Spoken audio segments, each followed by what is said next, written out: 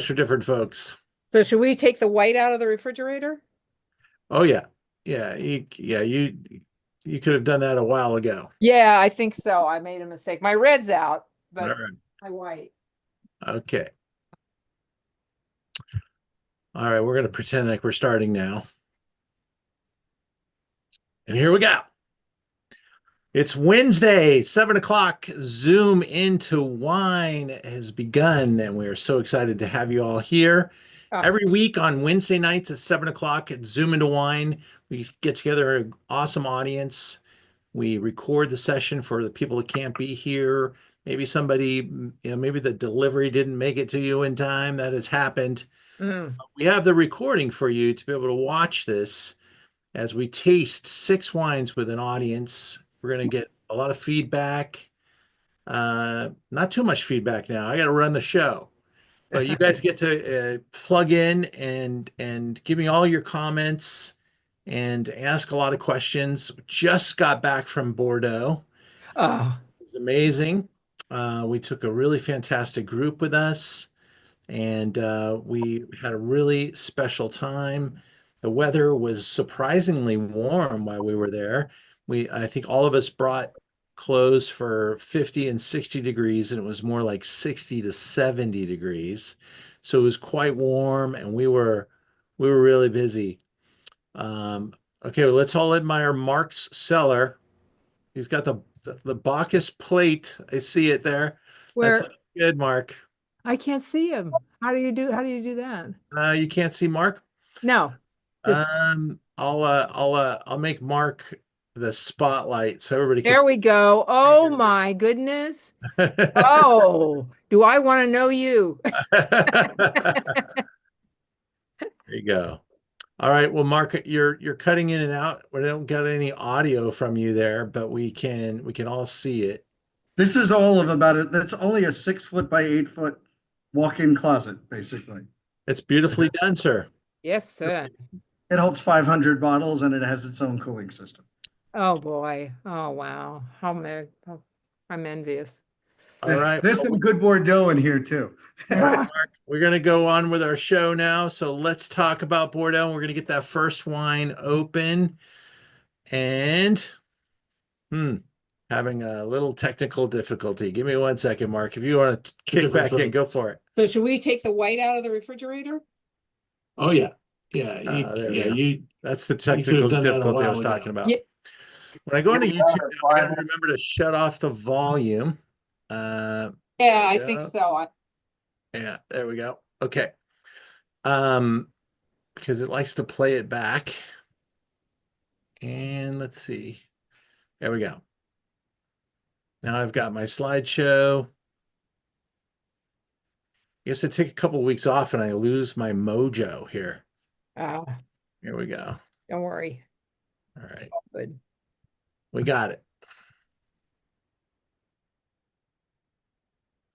All right, folks, here we go. We're going to talk about Bordeaux tonight. We've got a really nice show, 6 different wines all over Bordeaux. I'll tell you why I picked each one of these as we taste them.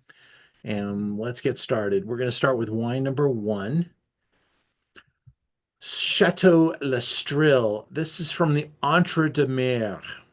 And let's talk about where that's at.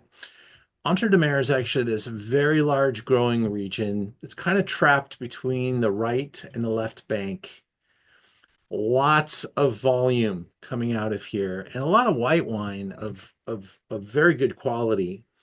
Um, you know, Something that's happened over the past 100 years is that we've got more education in winemaking, better winemaking equipment. We understand how to grow grapes. All these things were just like, grandpa's recipes up until recently. And now with all the technology, really being able to understand the soils, the type of, stresses we need to put on those soils, Entre-Deux-Mers is able to really crank up the quality, and they can do so at a very affordable price. So this wine represents a value opportunity, and it's made by a small family. They're sustainable, 96 acres. Sounds pretty huge, but in the realm of Bordeaux, that's pretty bite size.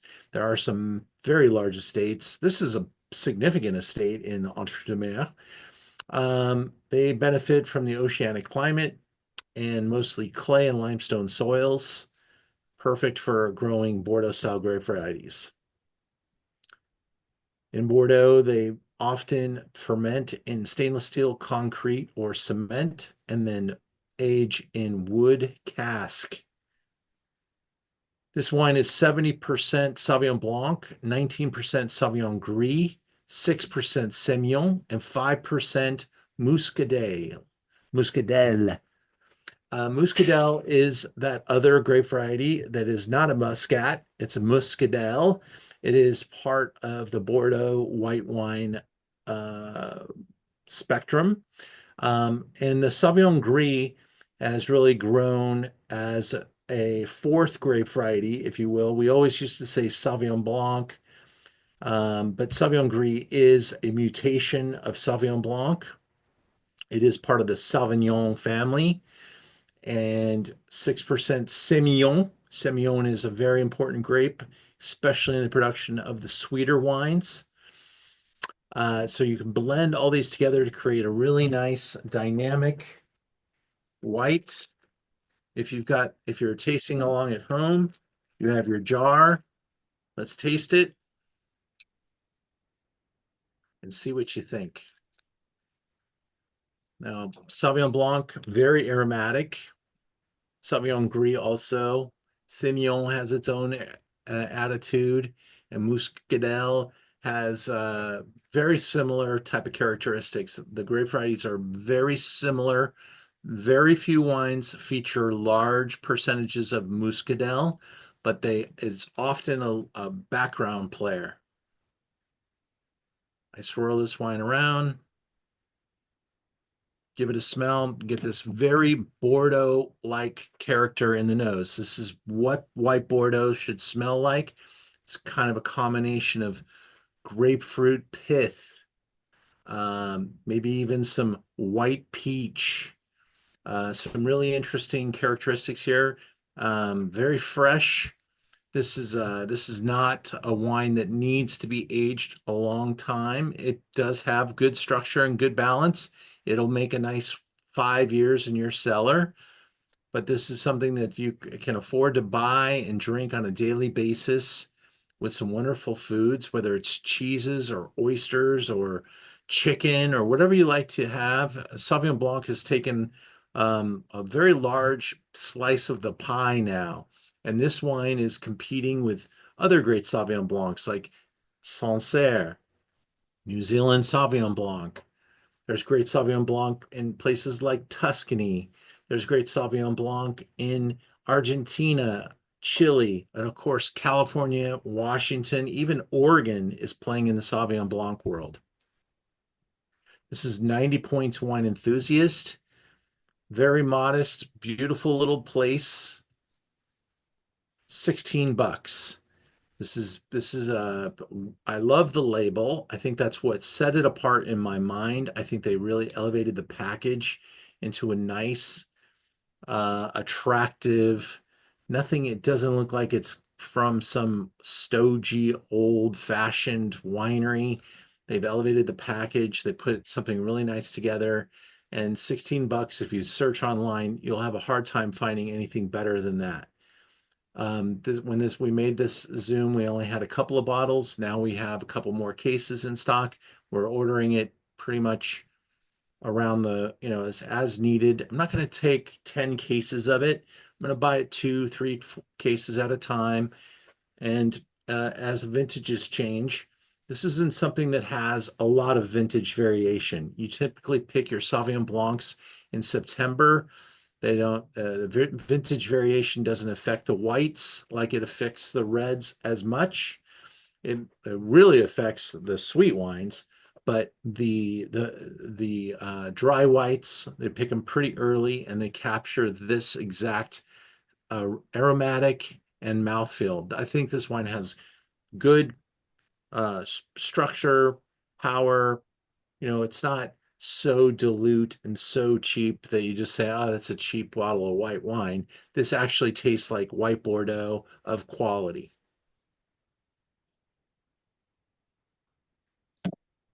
My friend George Ronay is on the Zoom tonight. George, I hope you are an active participant. Give me your honest opinions, everybody. But George and I used to work together. I worked for George back in the 1990s, and George is a big time lover of Bordeaux, and he is involved in a lot of the wine guilds and associations in Los Angeles. Good to have you on the Zoom, George. Thank you. Any thoughts on that first one? Yeah, it's classic white Bordeaux. That's what I love about white Bordeaux. When you go in France, you know, that's $20, $25 on a wine list anywhere you go. And it's just pleasant chug-a-lug wine. It's actually much more complex than I'd expect at that price point. Yeah, exactly. And that a little slice that I haven't said yet, but you know, Bordeaux is the largest wine producing area in France. It's 8 times larger than the Napa Valley, and it's the largest in France. They make a lot of wine in Bordeaux. Some of them, very few, are very expensive. A lot of the bottom end of the production realm is inexpensive. The average price of a bottle of Bordeaux is around $7. So when you take the high and the low, and I mean, Bordeaux makes a lot of wine that ends up in a Tetra Pak in a convenience store. There's a lot of volume stuff. White Bordeaux is only 3% of their production. It's a minuscule amount. And I'm seeing a lot of demand for white Bordeaux in our store. And I think white Bordeaux will be a big growth area for the region. And I'm seeing it starting to materialize in places that you don't classically see white Bordeaux. Even the top $1,000 producers are starting to make white Bordeaux's to complement their reds. And so there is a lot of evolution to be had there. There's also a big problem down in the south in the Sauterne areas. A lot of those wines, those sweet wines, aren't getting appreciated like they used to be. You know, the world started off as a sweet wine category, but unfortunately, sweet wines have really become out of favor for the moment. And we just need a great sweet wine movie to get people back into them. I've been saying that for the last 20 years. It may never happen. But a lot of these sweet wine producers are starting to take a sizable piece of their vineyards and make dry wines out of them. That's how you survive. You got to react to the marketplace. And even brands like Château is making a dry white today. So it's something that's happening, and maybe that's part of where the growth will come from. I move on to wine number two. We step up significantly in quality, pedigree. We're moving from the Entre-Deux-Mers to the Pessac-Léognan, and Entre-Deux-Mers being over here and Pessac being right here, just south of the city of Bordeaux.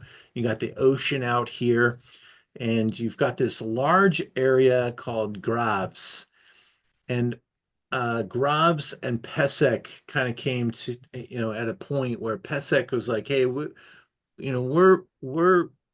in the Graves area, but we're going to step up a little bit higher and make things a little bit more difficult for the producers to call themselves Pessac-Léognan.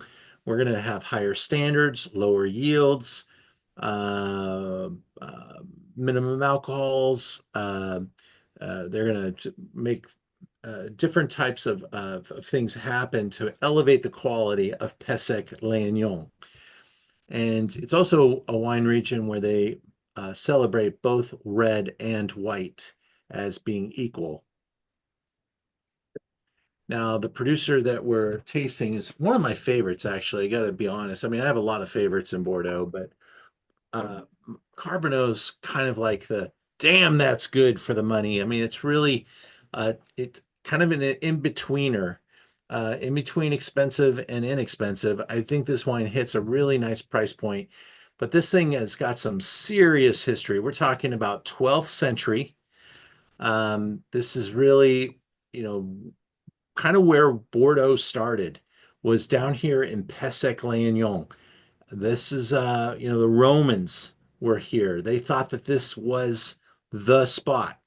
And many different producers came from that 12th century mark in Pessac-Léognan.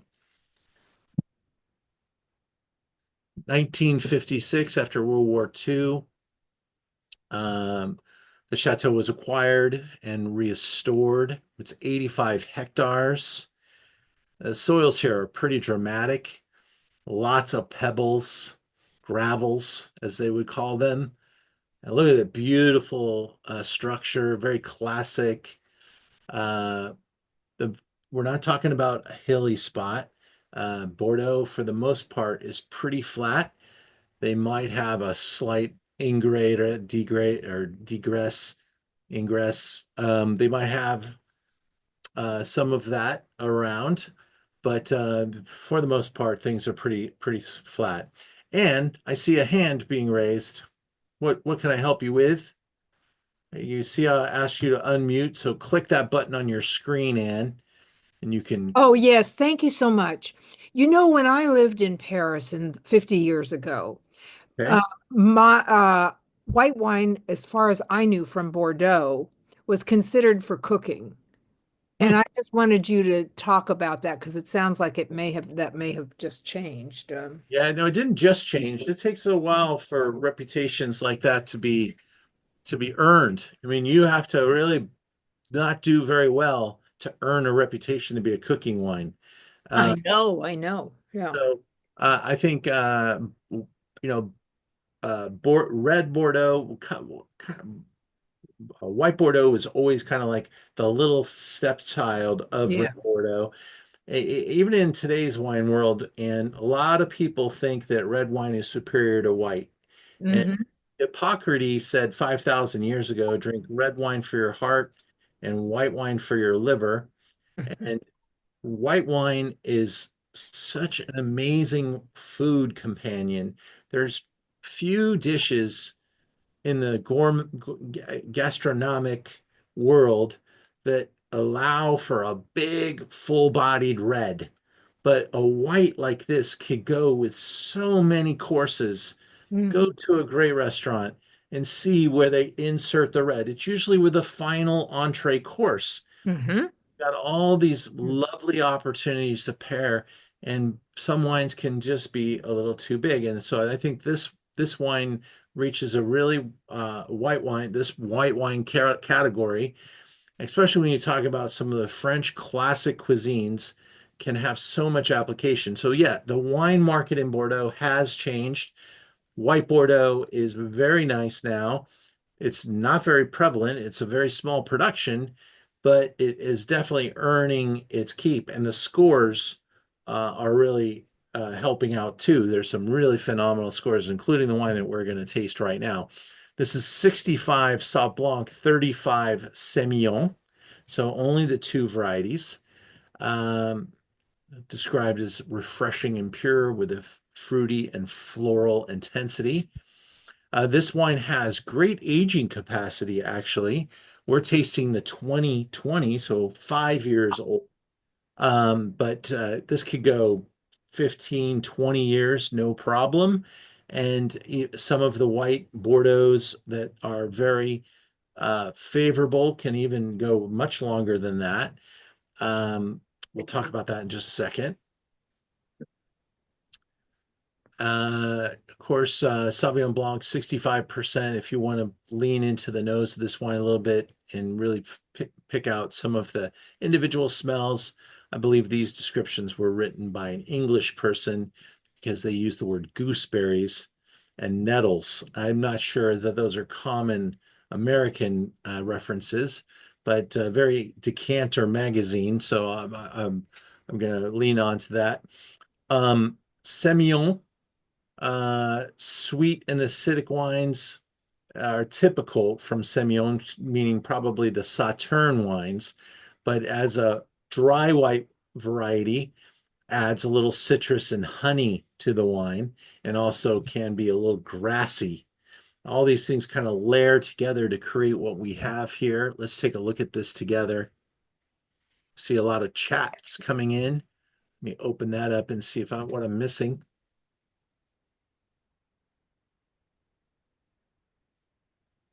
Yeah, the minerality here is super.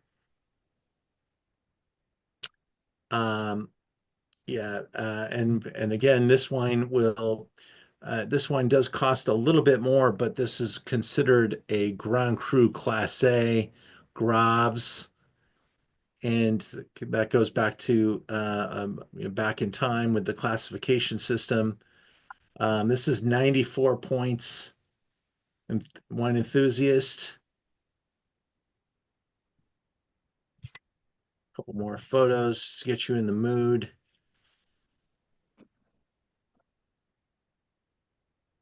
$54.95. When I break out our website and I go to Merchant of Wine and I look at regions like France, I go into Bordeaux and I open up the Bordeaux section. You can kind of filter this the way you want to. You could start at the top. You could start at the newest wines. You could just go in the order I have it, which is by price point. You know, a decent Bordeaux, something for daily drinkers here and here. And we see another offering in white. And as soon as I click through a couple of pages, you're going to start seeing some of the Carbonnieux.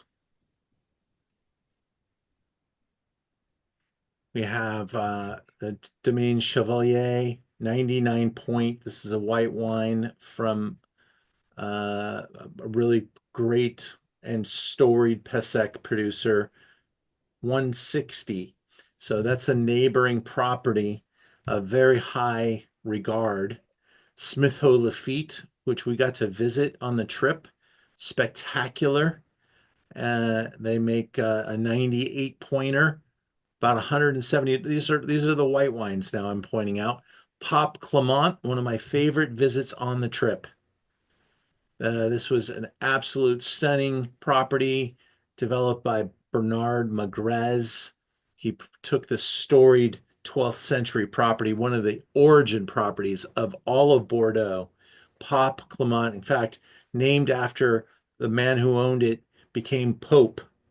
So Pop Clement, it's a tremendous stuff. $200 a bottle. Here's the Smith-Haut Lafitte 2020 heading towards 220. Also, we got the Chateau Margaux Pavillon Blanc second wine. This is the first year they've ever done this production, 2022, coming in at a modest $200. Pavillon Blanc, the first wine, would be about $450 to $600. And these wines are pretty rare. Like I didn't think Margaux was making quota first. I thought their white was only the Pavillon. Did that change? they don't delineate between. They tried to elevate the first white. It's still called Pavillon Blanc, but they're elevating it, making a smaller production of, and then they're creating the second vin. And again, this is the first year they've done it, but Oh, okay. it's going to grow from here. And you can see this packaging is pretty elevated for a second wine, but the price is, very Chateau Margaux. I mean, Smith's white is now more expensive than their red for their first wines. Yep. And the demand is probably higher for the whites as well. Well, there's a lot less of it. When you smell this Carbonneau, I think the primary difference between it and the wine we tasted before is you can really smell that gravelly character, the terroir, the typicity of Pessac-Léognan. You've got this very long tail of acidity, 10, 15, 20 seconds later, still feeling that kind of carving, drying out your palate. And this is a beautiful wine. And honestly, in a blind tasting, if we tasted this $50 versus the $200, the differences get smaller. There's a pretty big difference between the $15 bottle and this, but then when you go to that $200 bottle, that difference gets pretty small. And so I really think this is a tremendous value inside of white Bordeaux, and I highly recommend it. And I also highly recommend aging it. I've got a couple different vintages on the website, but I used to have like 5 vintages of this website, and it's all disappeared. So people are definitely finding out about it. I like this wine best when it's about 8 years old. That's my magic number for white Pessac.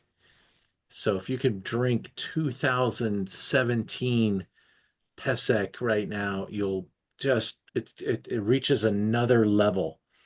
And that's when we're talking about wines 50, 100 plus, those wines are built for that type of aging. Let's move into our first red of the day. Unless anybody has any questions or comments, happy to slow it down and readdress.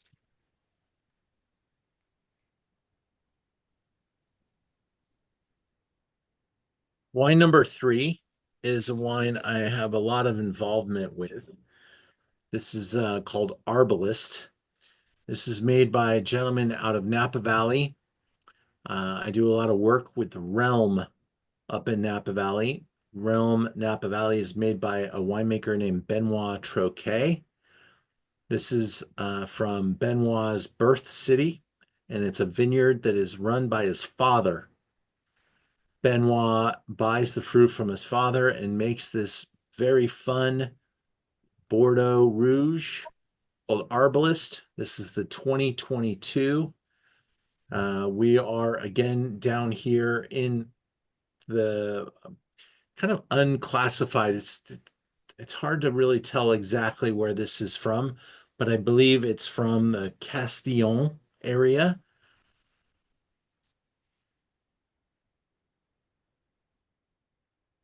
This is Benoit Troquet. Benoit's 12 years of experience winemaking in the Napa Valley. He was mentored by Michel Rolland, very famous French wine diplomat who works all over the world as a wine consultant. Benoit himself has consulted at Screaming Eagle, Ovid, Arietta, and he just picked up a bunch of more customers. He has his own wine called Fat Man. Realm obviously should be added to that list.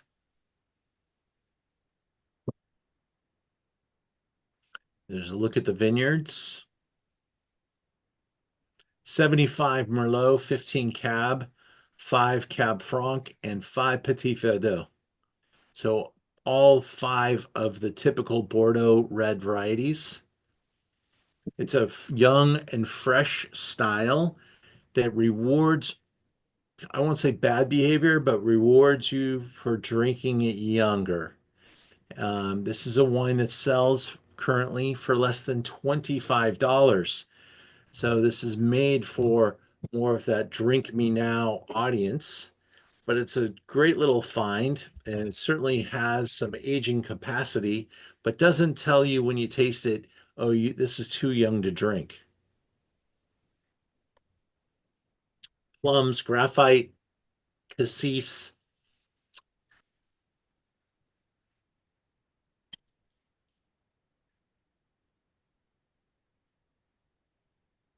Merlot, let's talk for a second about Merlot. In the realm of Bordeaux, Merlot is the most important grape variety in terms of volume. Merlot grows pretty much everywhere, and it is the backbone of the Bordeaux production zone. We definitely find spots that we can grow cab. Cabernet Sauvignon does not like to grow in the heavy clay soils or wet soils. So we have to be very careful where we plant cab. And it really requires more limestone and sandy alluvial soils to allow for great drainage. Whereas clay, which is very prevalent on the right bank, is very much like a sponge, absorbing the moisture, and Merlot can handle that. A little bit of Cab Franc in that clay as well can work. But Cab Sauv is very much a particular grape variety that doesn't like just being planted anywhere. You'll never get it to ripen fully, and you'll have something that will really kind of set you in the wrong direction. So they carefully find little pockets that will work for cab. Probably they have outcroppings of limestone that you can almost see, and that's when you're going to be able to get away with Cabernet. Mm. Here's Benoit. This wine got 93 points. Now, again, I told you this wine's under 25 bucks.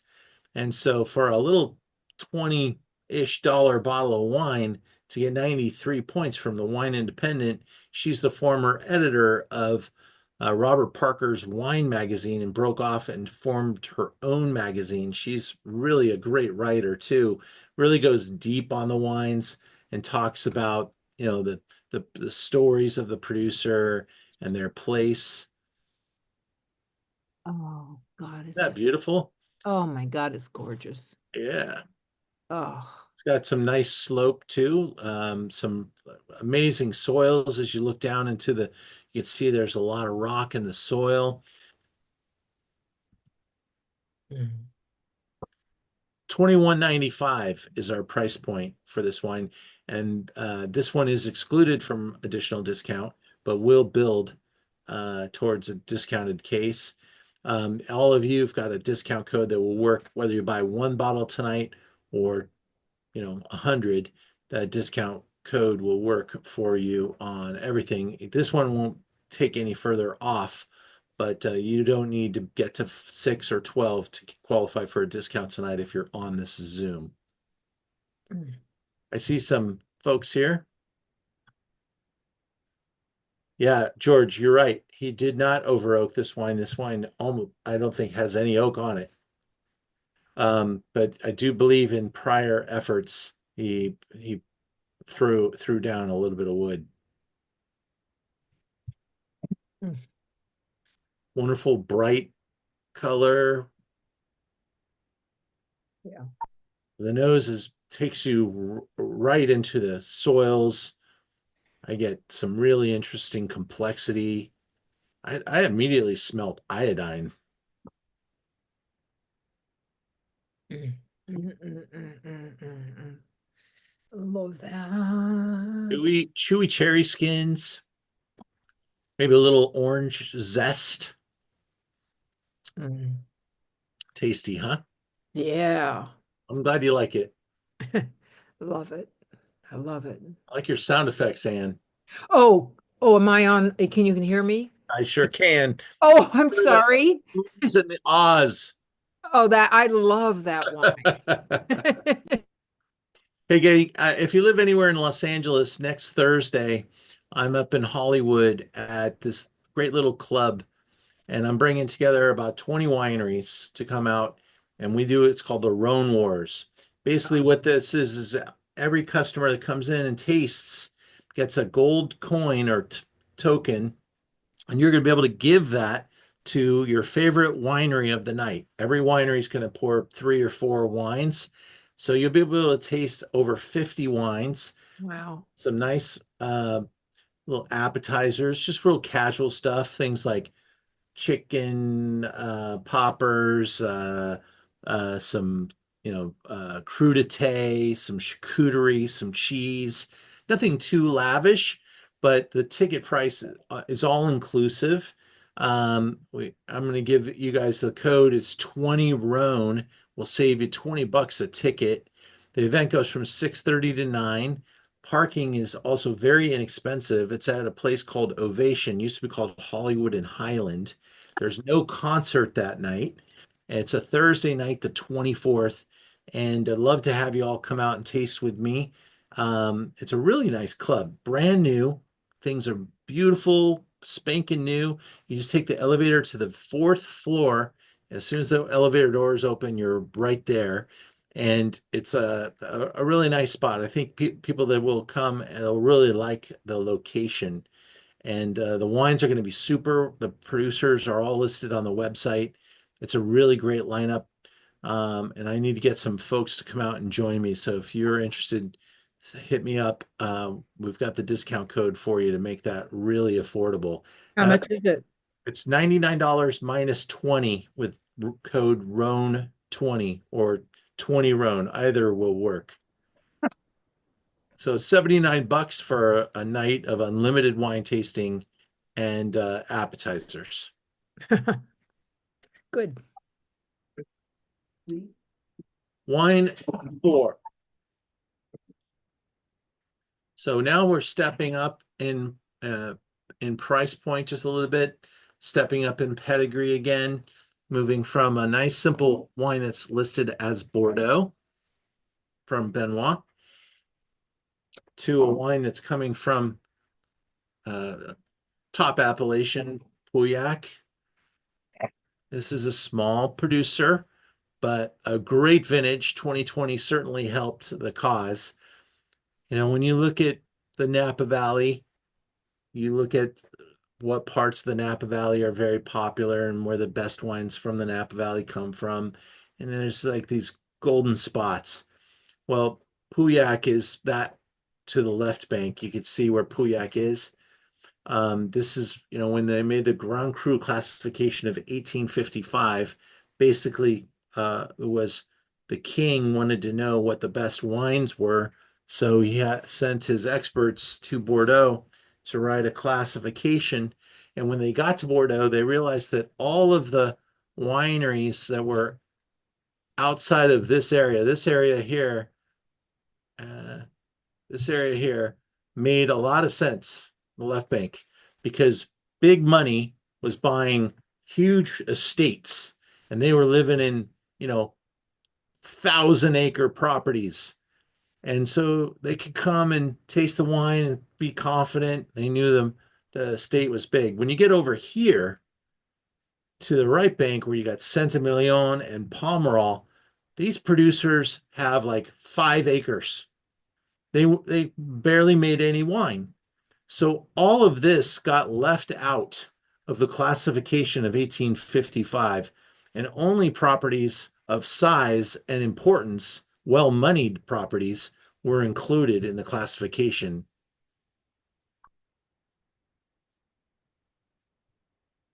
Get rid of all that.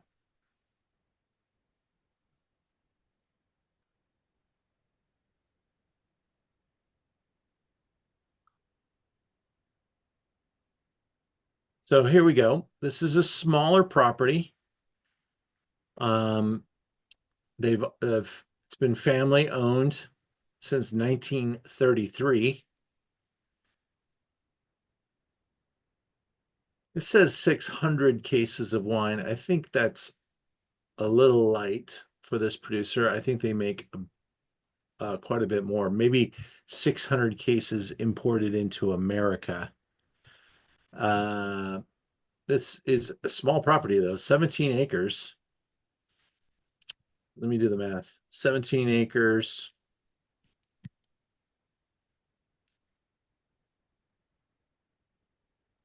About 5 hectares, Yeah. roughly. And I was doing the wine math. I'm coming up with 2,500 cases in production, and that's with pretty low yields. So I think that 600 case number is about what we import.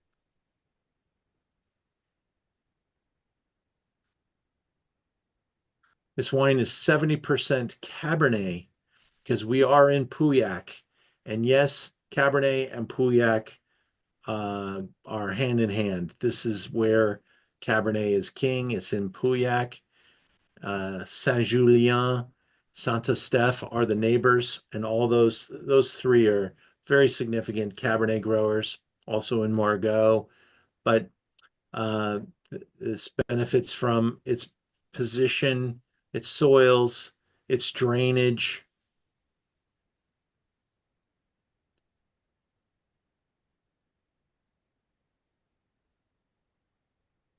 It's got 95 points in decanter. The English are pretty tough. You know, they're not going to give away points pretty easily. They're very textbook. And I think this is a very textbook Bordeaux from Pauillac. Let's smell it and all that stuff before we look at the score. Get some chats I need to respond to and also be aware of here. Thank you, George. Yeah. 3 of the first growth wines, because in 1855 they created this hierarchical system: first growth, second growth, third growth, fourth growth, fifth growth. There were only 4 wines that were given first growth status in 1855. In 1973, Mouton, another Pauillac property, was added. So there's 5 first growth wineries, and 3 of them are from Pauillac: Lafitte, Mouton, and Latour.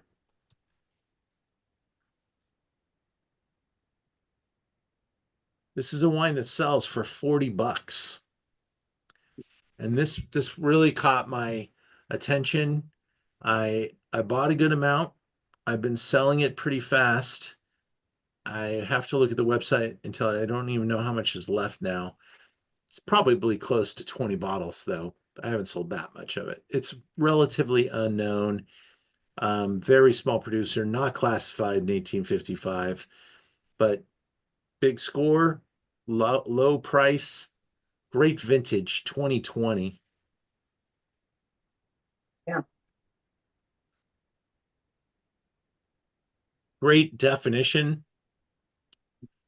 Love the structure. Think it will improve. Again, this is a wine that I think will really hit its best days between 8 and 10 years. It's youthful now, but super enjoyable now. I would not make this a 20-year wine, but I think a good 10-year wine, 15-year wine, in between 10 and 15 years is where this is going to really be elegant and beautiful. But I think you should start popping the cork right now too. I think it's fun. We're going to move on to wine number 5, and we're going to move back south, back to Pessac again, because I had such an amazing experience with Smith Haut Lafitte. This is a significant property in Pessac. In fact, we were fortunate enough to stay there. They have a very nice spa hotel property. He's got several children, so he's encouraged each of them to take on a different facet of the business. One of his daughters is running the spa, and their spa is world famous. They sell product now all over the world. And he said, you know, surprisingly, if you looked at a balance sheet, it's the spa that does the best. The wine industry just sucks money, takes huge amounts of capital. And he's like, we picked the wrong business, but my kids are figuring it out. The other daughter is running the hotel, and they now have 3 hotels, one in Burgundy, one in the Loire Valley, and one in Bordeaux. And they're beautiful. They're not grotesquely ostentatious or anything. They're very comfortable.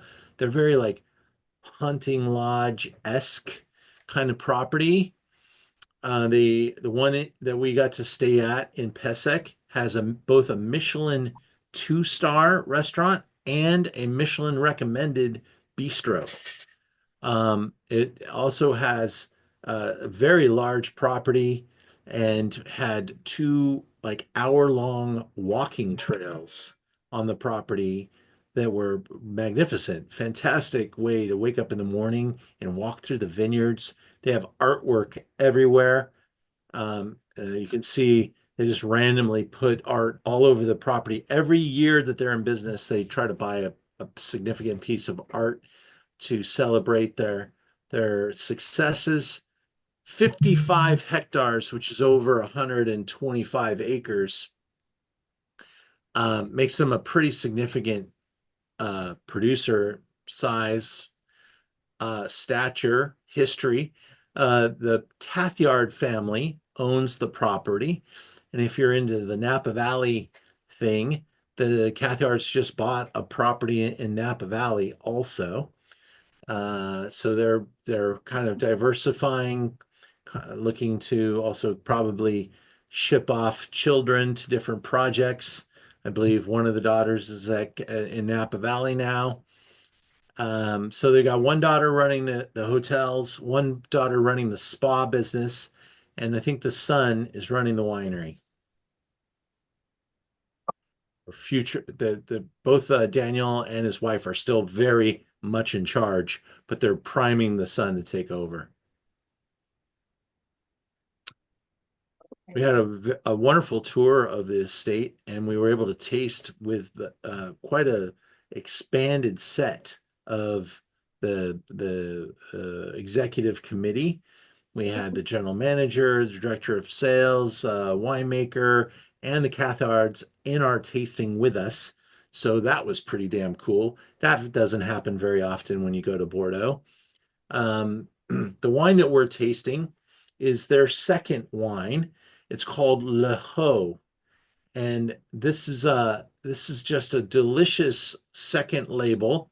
Again, kind of leaning into the value side, but their top wines kind of top out around $140 to $200 a bottle, depending if it's red or it's white. The whites do sell for more than the reds, and but they get huge scores. And so being a second wine of Smith Haut Lafitte is actually a pretty damn good wine. And this wine also over delivers for the price.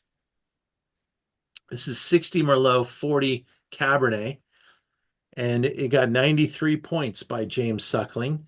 There are Daniel and Florence, and Daniel was super, like, this guy was running all over the property. I saw he has bikes everywhere. By the way, as a guest in the hotel, they have electric bikes for every room. So you could go out an electric bike. They have their own forest, which is the hiking trails. It's a very significant property. You are out in the middle of the hinterlands out there. So, electric bike may or may not get you all the way into town and back, but it is a great estate, and they have everything you need there. Ian, is that a Bernese mountain dog? I think you're right. Was he on the property? I didn't see the dog. Ah, No dog. very cute. Very cute. Yeah, if we would have saw the dog, we probably would have figured out how to take the dog away for a couple of days or something. $40 for Le Haut de Smith. This is a 2017. Let's talk about vintage for a second, because we've now tasted a red from a great 2000 vintage. We tasted another red from 2022, which is actually pretty good. 17 has some really good wines. I put 17 and 14 kind of in the same bailiwick. First of all, 17 and 14 bookend, two of the greatest vintages ever in Bordeaux, 15 and 16. Now, in vintages like 15 and 16, they didn't make a lot of Le Haut de Smith. They took a lot of their production out of a more difficult vintage in 17 and declassified it into the 17 Le Haut to be able to elevate their first wine and make the first wine better.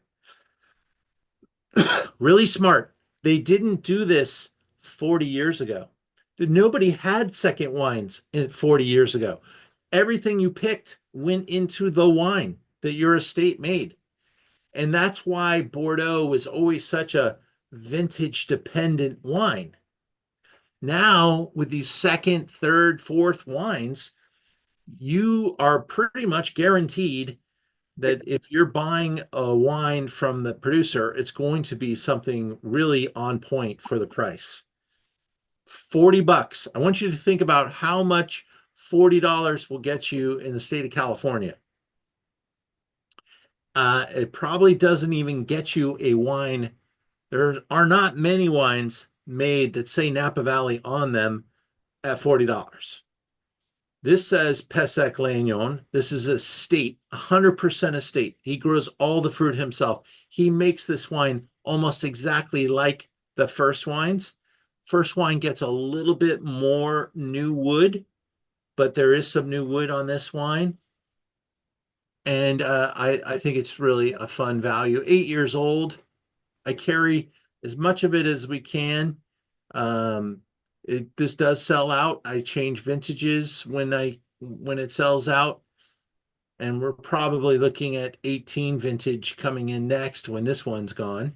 But it's not available yet to me anyway.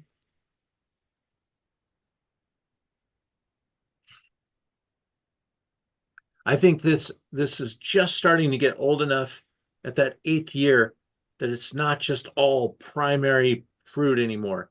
Now we're starting to really smell that earth and that place and that gravel.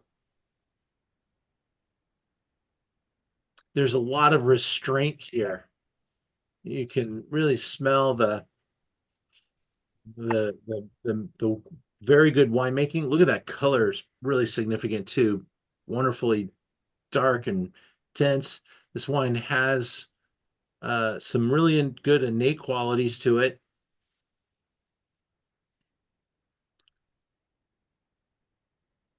It's the kind of wine I want to have with dinner.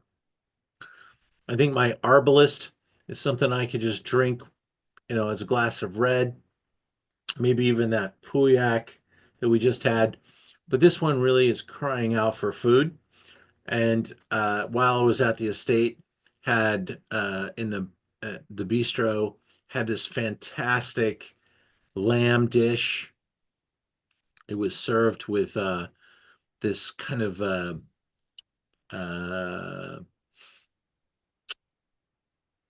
I don't know what it's called. It was it's basically like a savory flan. It had a lot of cream and dairy, but it wasn't sweet. And it had some really nice herbs and spices and stuff with the lamb just melted together with this kind of flan presentation that they gave us with it. And little greens on the plate. It was just a great bistro meal. And that's the other thing. When you go to Bordeaux, at least while we were there, the dollar has already got 4% weaker since I've been back in the last 10 days. 4% is a lot.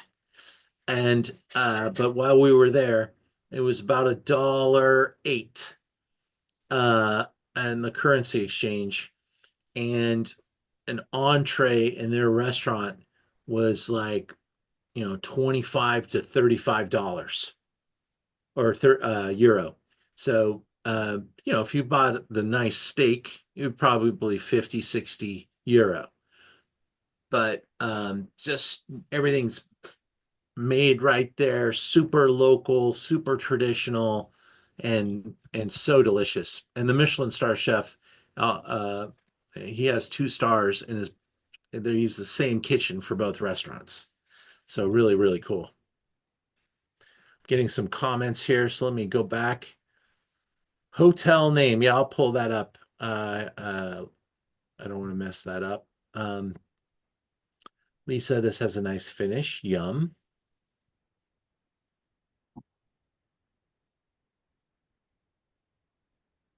Yeah, the Haut doesn't have that super incredible pebbly gravel that the top wine has.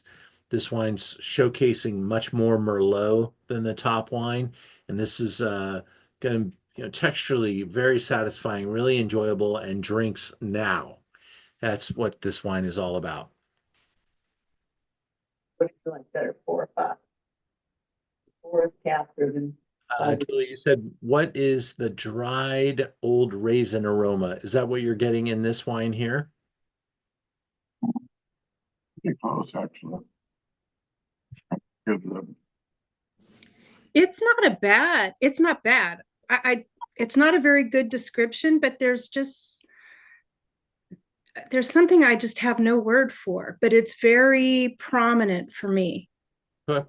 So yeah, and What do you smell? well, I don't think I smell fruit. I smell more soil, more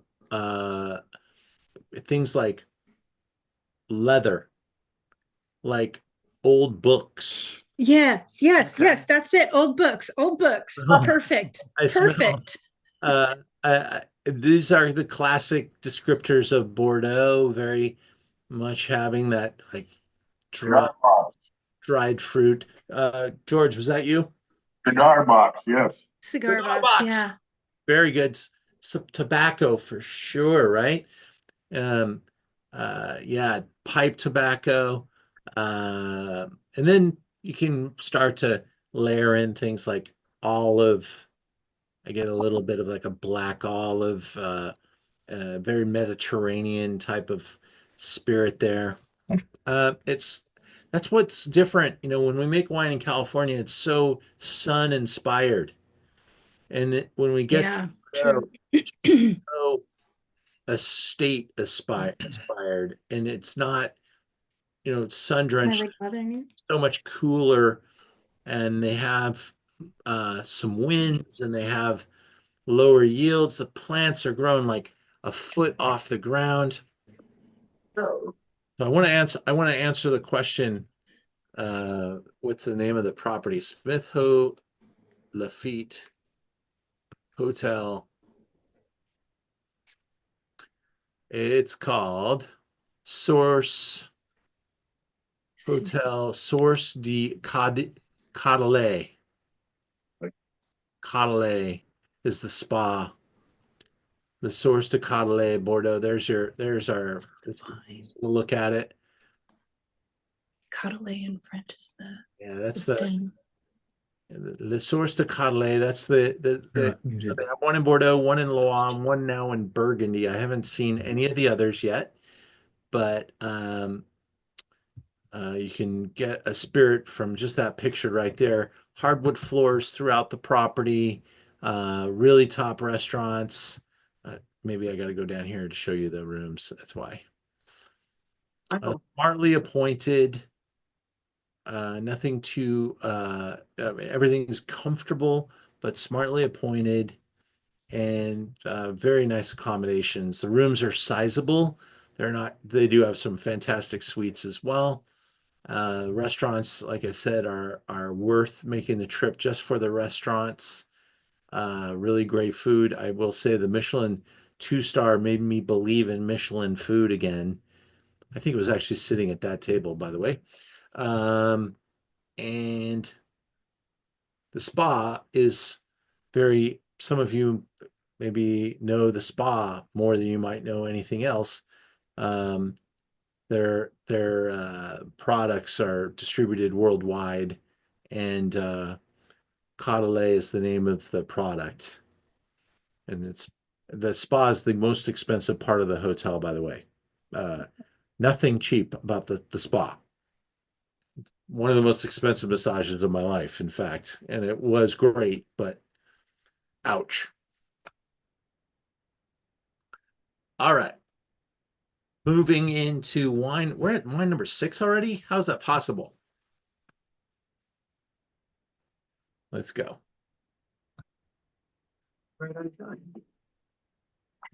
So another property we got to visit, another storied, great property. I thought we were on 5. Are we not on 5? I think I just finished 5. Did I not finish 5? Oh, You okay. just finished 5. You were talking about Les Eaux. Yeah. Oh, okay. Thank you. 5 was was the Smith Haut Lafitte. Now we're into going on to and this Actually, since I have the Les Eaux de Smith is actually pretty consistent from year to year. yeah, It's probably more the same wine than their Grand Cru wine is, which probably varies a bit more from year to year. I think that's safe. I mean, it is all from their estate.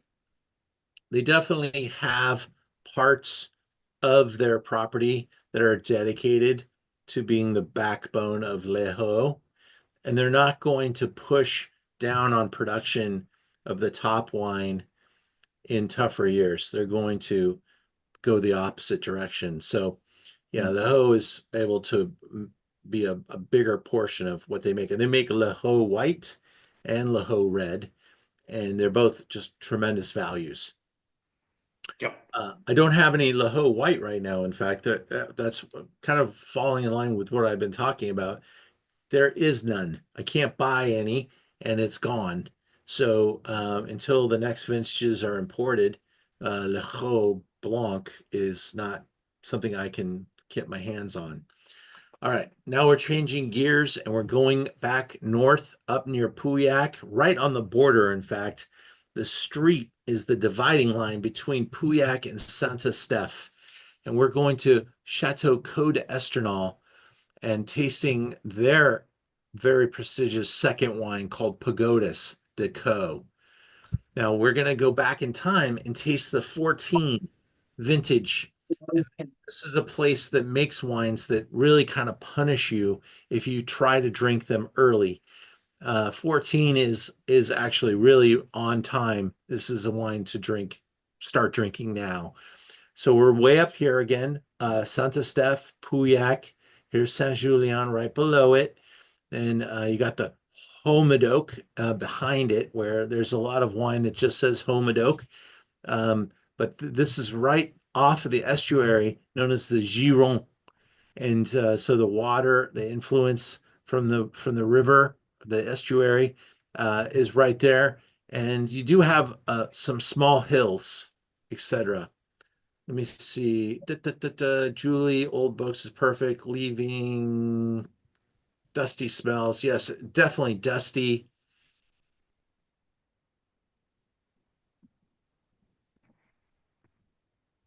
Oh, Julie, you've got some of the skincare. You can find, yeah, they make great skincare, and you can find it in the US for sure. That's we're their biggest market for their wine and for their skincare. And probably for their hotels. They want us to come.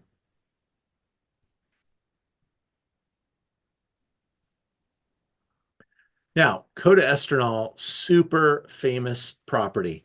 When I first started working in wine, there was a great family that ran Côte d'Estrernal called Prats, Bruno Prats, I think it was Bruno Prats. Maybe it wasn't Bruno Prats. I think Bruno Prats was a DJ.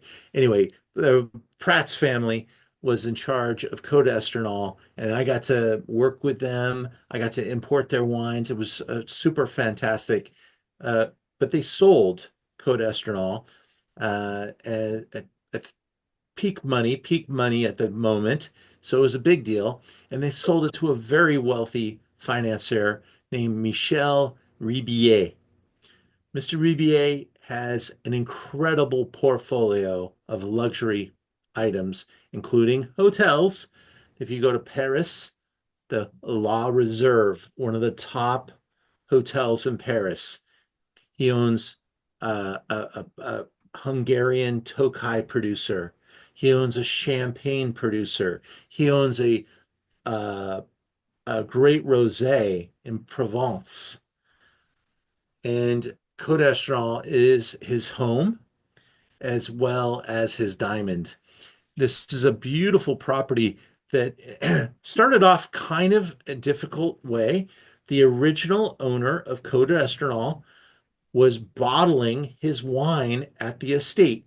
And if you go back in time, and I'm just going to leave my share for a second, just so I can tell you this great story. Go back in time, Bordeaux used to sell wine by sending out wooden barrels of their wine to the merchants. Merchants would buy their wine a barrel at a time, and merchants would bottle their wine and put the label on. And merchants liked that because they got to mess with the wine a little bit and bottle it the way they liked it. That's literally fact.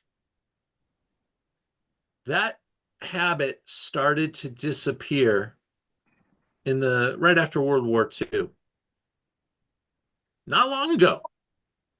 And that's a reason why there was kind of a lot of Mickey Mouse business with people tweaking the wines a little bit.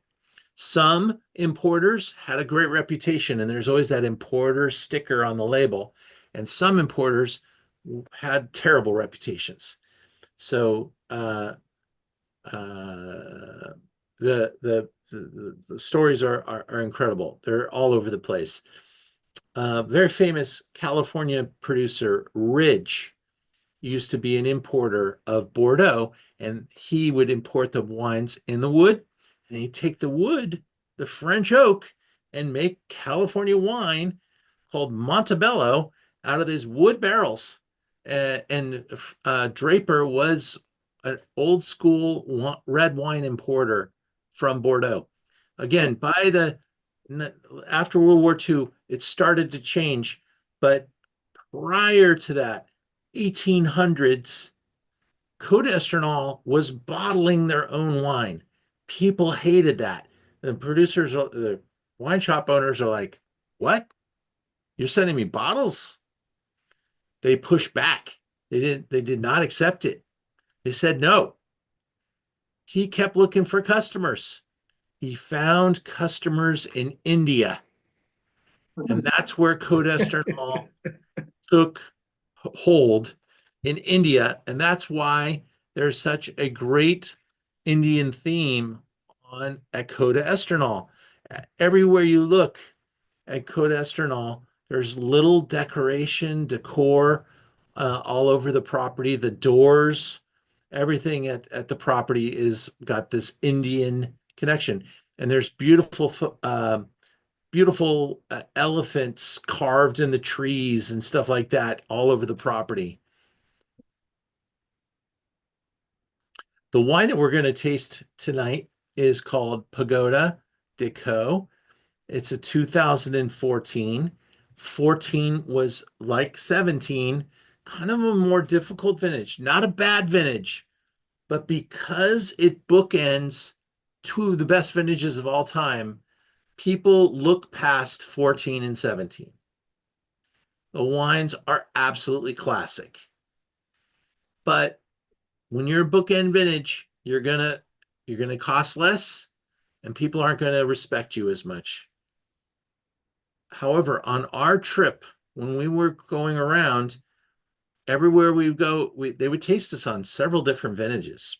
And the Bordeaux people are very generous. They let us taste wines back quite a ways. There was a trend. People are in our group, every time a 14 wine was open, they're like, "There's another great 14," because the 15s and the 16s aren't even close to being ready to drink. 17 and 14, they are saying, "Drink me." And that's why we're drinking this one tonight. 60 Cab, 38 Merlot, 2 Cab Franc.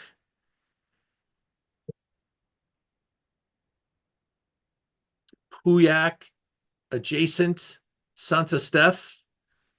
There's Michel Ribier. He's the one with a smile there. And 93 points for this second wine from 2024. There's a great look at the entire chateau. It's so adorned, beautifully adorned with lovely touches, making you feel like you're being welcomed by some Indian family. But no, this is the background of Côte d'Estronnal.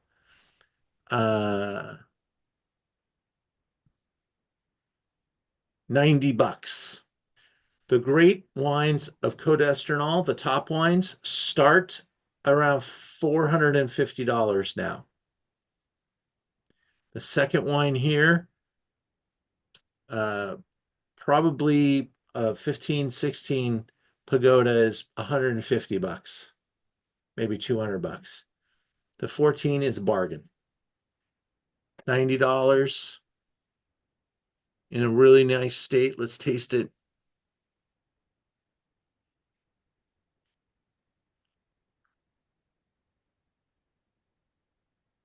Again, not about how ripe it is, the fruitiness.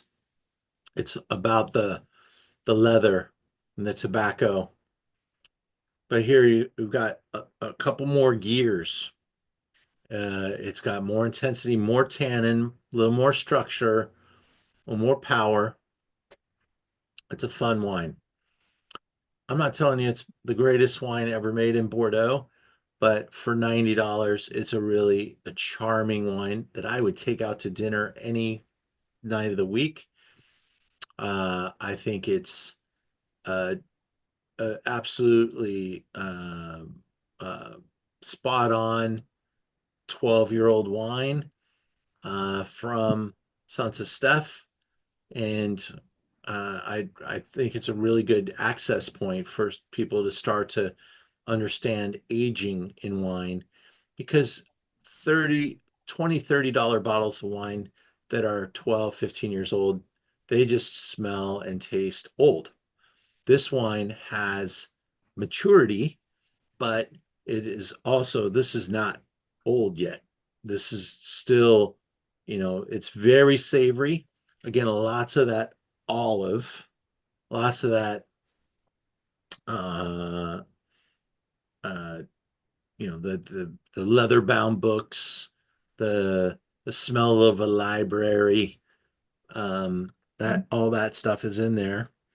Saint-Estèphe is kind of Cabernet centric, but this wine's a little more Merlot leaning, but has some Cab Franc in it as well. This is a bigger wine than a lot of Bordeaux wineries' first wines. Oh, 100% right. In fact, I was surprised. I didn't look at the year before I tasted it, and I was expecting it to be younger, and it just. And I really like where this wine is. I need to tell you that I think maybe 5, 10 more years on this wine, or it's probably not going to move much. This wine moves very slowly. It is a noble higher end dirt and made with the top equipment. We're talking laser sorting tables, and everything in this wine is estate. Everything is made on the property. This is just a selection that they take into this wine. They do have other places they can put wine on the estate that doesn't fit even this wine. Selections, they sell it off in bulk. They could do other things, but this guy has goals of making Côte d'Estronnal fight to be one of the top wines in Bordeaux. So it makes a lot of sense to put a volume of his production into this wine whenever the vintage isn't magnificent. And that's where you're going to find a good amount of these wines. Like I said, the first wine, easily 450 and up in great vintages for Côte d'Estronnal going forward. I think even the great vintages are even like $700, $800, $900. So Wow. this one represents a really good value. Ribier has really elevated the reputation of this brand. And I think I saw a question asking which Tokai they make. So I'm going to try to answer that. I think it's Het Solo. Côte d'Estronnal owns which wineries?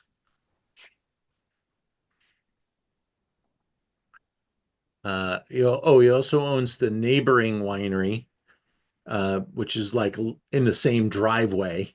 So he probably got annoyed that there was a winery right next to his, so he bought it. called Co Labori.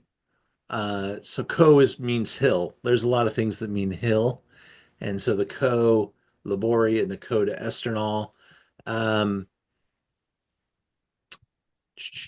Here it is.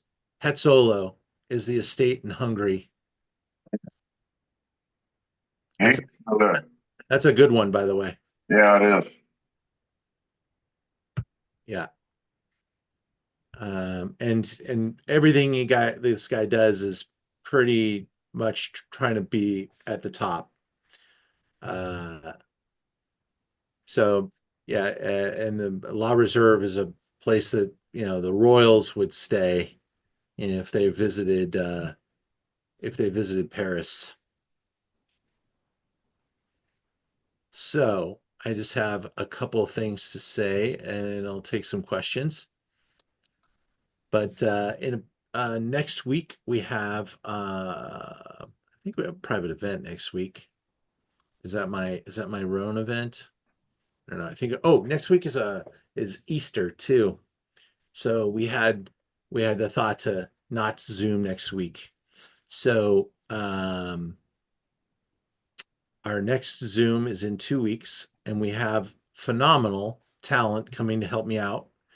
My friend Clay Moritzen, Sonoma darling, is going to be joining me on the Sonoma side, and probably one of the most famous winemakers of Napa Valley, Thomas Rivers Brown, is going to be, I think we're going to be recording with Thomas.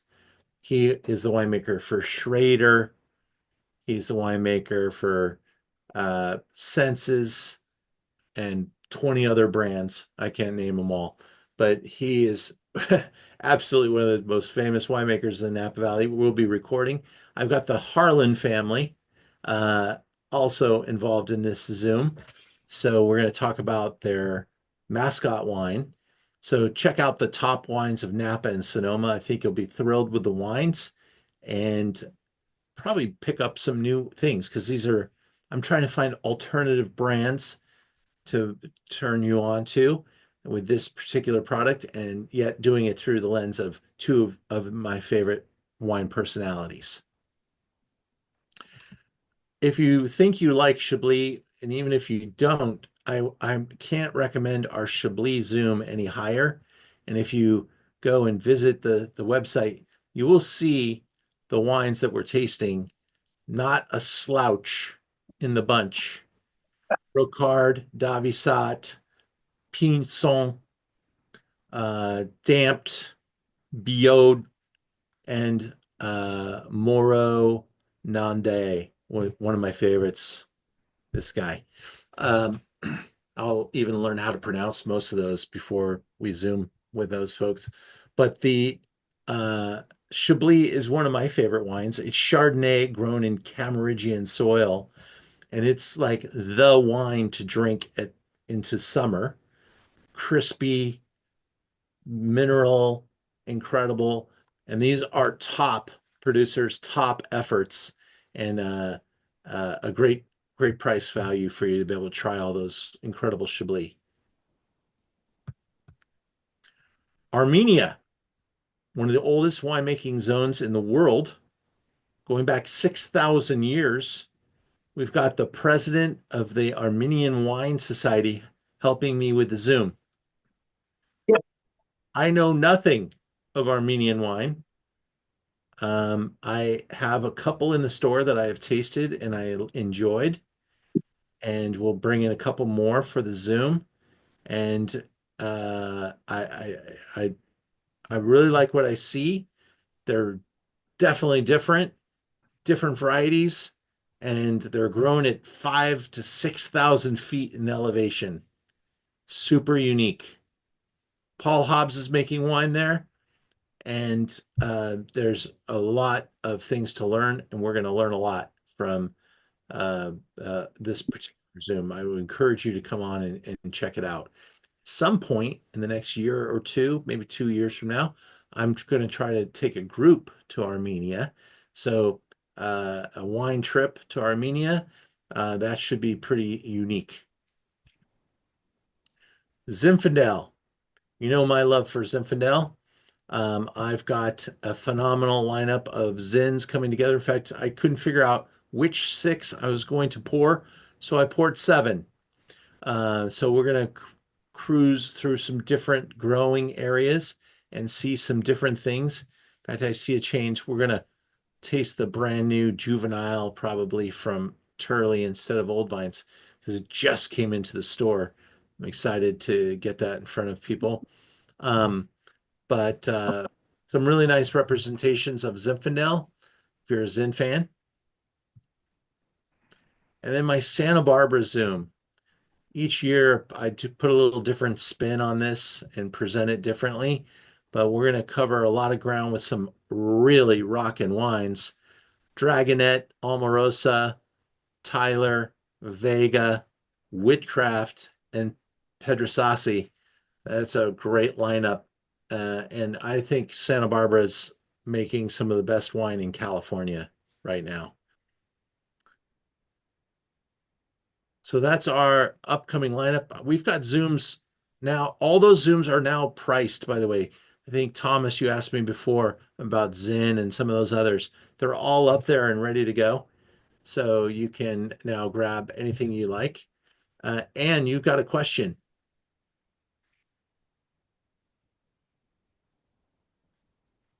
Got to unmute you, and so I'm going to have you hit that button. Would you please talk about the climate change's impact on Bordeaux and Burgundy?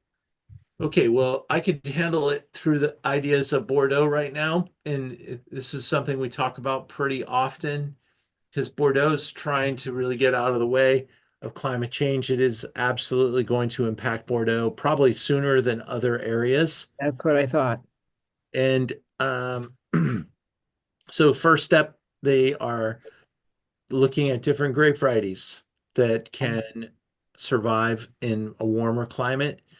They've accepted grapes like Tempranillo and Touriga Nacional to be potentially grown in the Bordeaux area. Not that you're going to start seeing wines with Touriga or Tempranillo out of Bordeaux anytime soon, but they are being accepted. And so people can choose if they want to plant those grape varieties. There's others as well, and they're doing a lot of study to see what will work. Obviously, there also there's a lot of other impacts hitting Bordeaux all at the same time besides weather. Weather patterns are just so you know, it's not just getting hotter, but it's getting colder and it's getting wetter and it's getting drier, and it's all the extremes are really what this changing world is presenting to the wine industry as challenges. So it's the extremes and how they handle those that we're addressing. Then you layer in all the cost factors and the fact that a lot of the up and coming wine drinkers of the world aren't drinking what their parents drank. The Bordeaux is also responding to making wines a little fresher, having second and third wine labeled wines that are a little more affordable, and also making that fresh category like the Arbalest that we had tonight, stuff that people can buy and drink and not necessarily buy and wait 10 years. Like the first growth Bordeaux's, 10 years is not even close to enough before you open up a first growth Bordeaux. If you've ever been to any of our dinners, we've been drinking wines from the 60s, 70s, 80s. And you can really start to celebrate these wines from maybe the 1980s are just starting to be old enough, but 80s, 70s, 60s, 50s, 40s, that's where the magic happens with some of these great estate wines. And I'll tell you, a 30-year-old male, working hard, that they're not necessarily accumulating Bordeaux that they're going to drink when they're 50, 60 and holding it for 20 years. Those aren't the habits, and society isn't kind of rewarding that behavior either. So I think we're going to have some tough years for collectibles in that regard, but luckily there's still enough population density in the drinker ages between 50 and 70.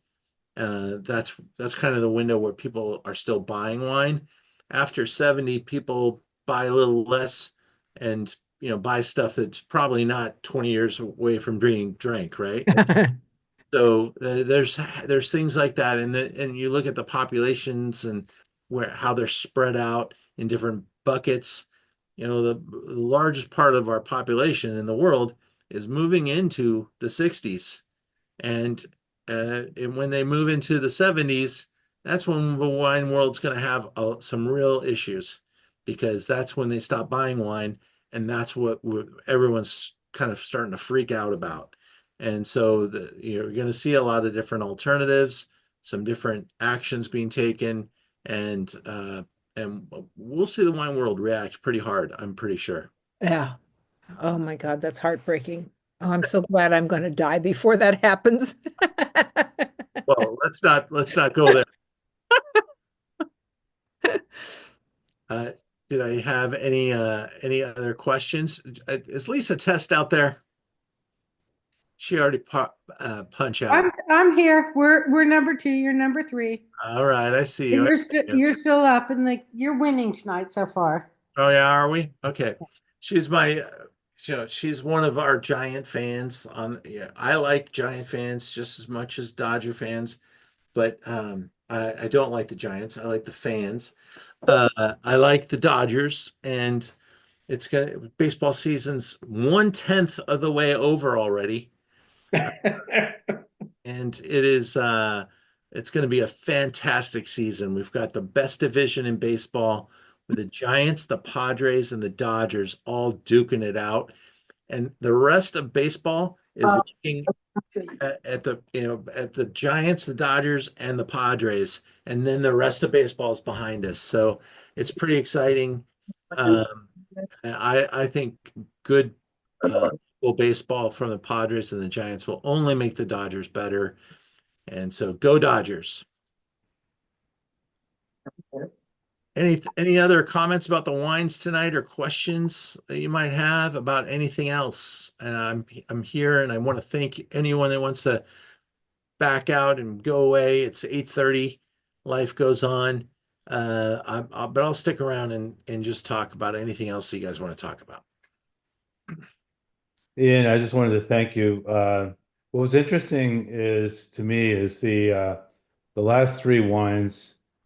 They were all throwing sediment in my glass, and they all had that distinctive classic Bordeaux leathery cigar box, whatever you want. Made me feel that I was worried that many people in Bordeaux were adopting the fruit forward, sort of massively,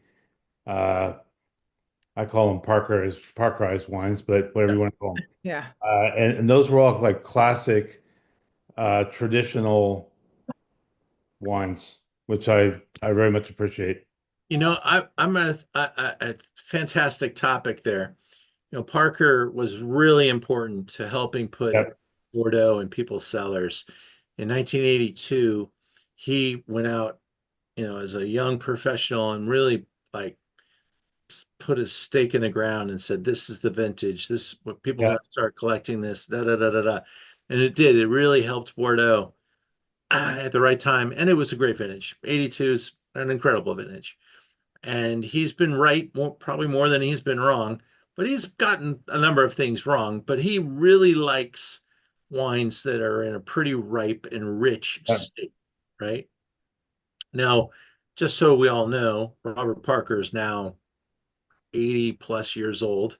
He doesn't really taste anymore. He's still got a magazine out there, but it's owned out of Singapore, and it's the same people that own the Michelin Guide.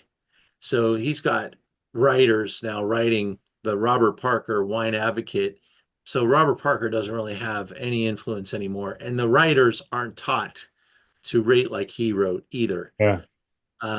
In fact, one of my friends is writing for Robert Parker right now, and he just wrote an article that is blowing somebody up. So pretty interesting to talking about a very famous brand and did not give it the annual 100-point nods and said that this style was 100 points from the 80s to the 90s to the 2000s, but has now become antiquated. And you can't believe they haven't evolved. It was really a pretty big article. So anyway, Robert Parker wrote these fantastic reviews on Bordeaux and taught the world how to review wines. And he spun off. Now there's all these magazines that do what he did. I mean, Spectator kind of started at the same time. There were other people doing it, but nobody made it famous until he made it famous. And so the long end of this long story here is that his style started to bend the way some producers were making their wine. They said, hey, we make the Mhm. wine riper, we might get bigger scores and we might sell our wine better too. Well, that pendulum swung probably as far as it could, and then the producers started saying, oh, you know what? This isn't necessarily for us. I think the pendulum has swung back the other way. And in fact, I'm going to tell you, I think the pendulum has swung back worldwide.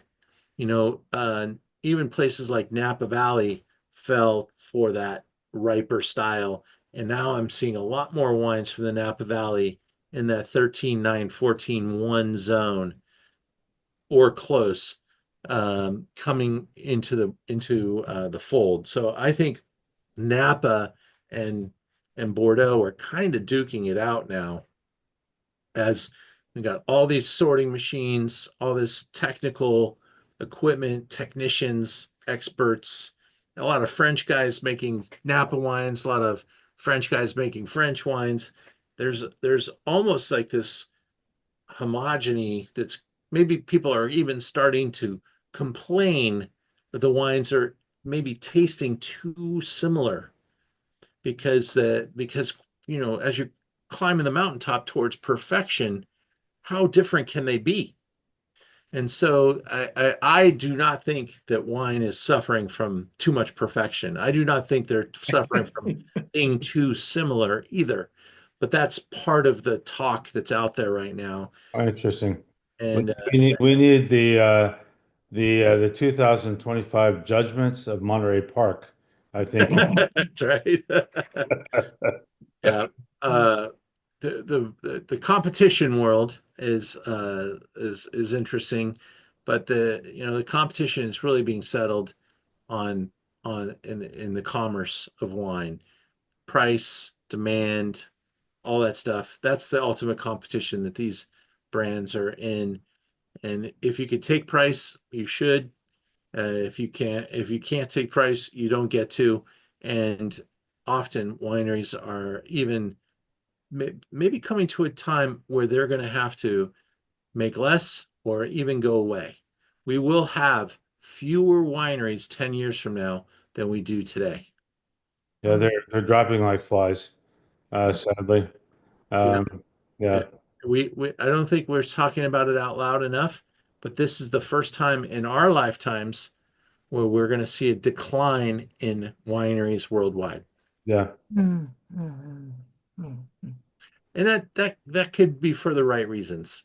You can make too much wine, and you don't need to make wine everywhere, and that not everywhere should be making wine. So I think this really will be kind of a survival of the fittest, and I think the best sites will survive. You also need to get young people being able to try wine in a more an environment where it's easier to do that. When I was a kid, and you could walk into any winery in Napa Valley and just walk right up and probably talk to the winemaker and get free wine, right?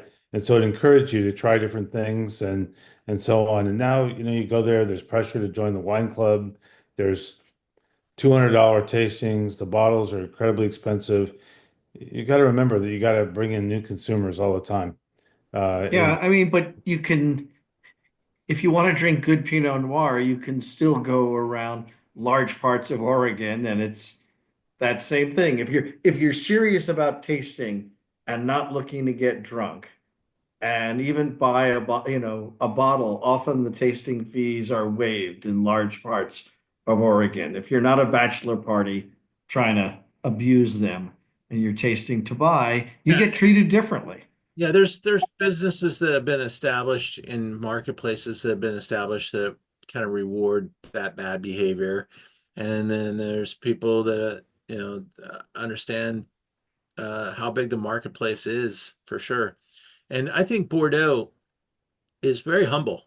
You know, I will say somebody asked me earlier about a question between Burgundy and Bordeaux, and I kind of dodged wanting to talk about Burgundy because Burgundy is not under the same pressures as anywhere else on earth. Burgundy has no wine. The wine that they make is being sold at unbelievable markups, and it's not even them marking it up. The importers, if they don't mark it up enough, the importers take it all. So the wines will sell at the prices that they will sell for. I mean, DRC, Domaine Romanée-Conti, used to be a $700, $800, $900 bottle of wine. Now it sells for $9,000 a bottle, and the importer every year is taking $1,000 price increases, trying to find out where the top of it, how much can we take of that? Because if you're the wine shop that got to buy that wine, you were buying it for 2, 3, 4,000, and then marking it up to 9. And now the importer's charging 8. So you don't get to make any money selling that wine anymore.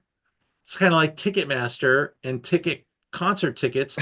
Brokers don't get to make money on concerts anymore because Ticketmaster makes it all. They've got logarithms that say that seat will sell for $1,750. Don't let a broker sell it for that. I used to be a ticket broker. I used to buy tickets when I was a kid. I'd pay $25 a ticket and sell it for $500. It was Bruce Springsteen. I bought 100 tickets for $25 and I sold all of them at over $200. I was 18. I hated Bruce Springsteen. I now love Bruce Springsteen. All right, guys. Can I say something to you? Yeah, and sure. Yeah. I have to tell you that about 30 years ago or so, you were headed some kind of a wine tasting on Pico Boulevard. Okay. And you gave us like 3 or 4 wines, and the last wine you gave us was something that I put to my nose and started to cry. And then when I tasted it, I did not want to drink or eat anything again for a long, long time. It was unbelievable. And I want to thank you so much for that. Oh, wow. Oh, I wish I remember what wine that was, but I'm glad that there's somebody else that feels that way about wine. I get that way too, especially when it's that good.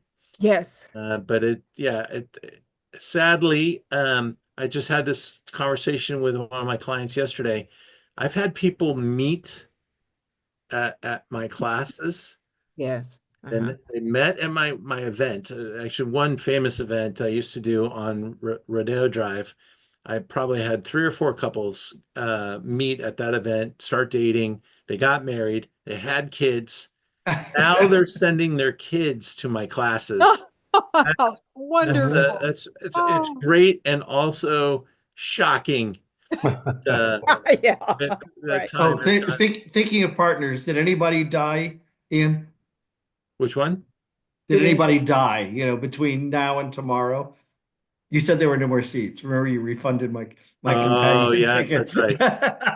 Well, it's usually last minute stuff that happens. Well, he's gonna be up there working during the day. So if something last minute happens, yeah, just text me.